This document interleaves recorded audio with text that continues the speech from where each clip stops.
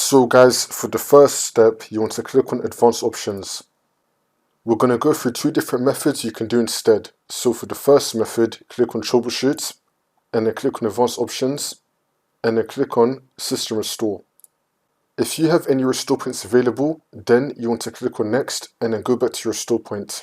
It should then take you back into Windows, and then the problem should be fixed. For the next method, click on Troubleshoot, Advanced Options, and then Command Prompt.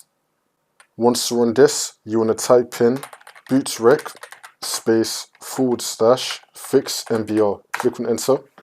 And now you want to type in bootsect /nt60 sys and then click on enter. And now you want to type in bootrec /fix boot and then click on enter again. And now you want to type in bootrec /scan os. Click on enter. And now you want to type in bootrec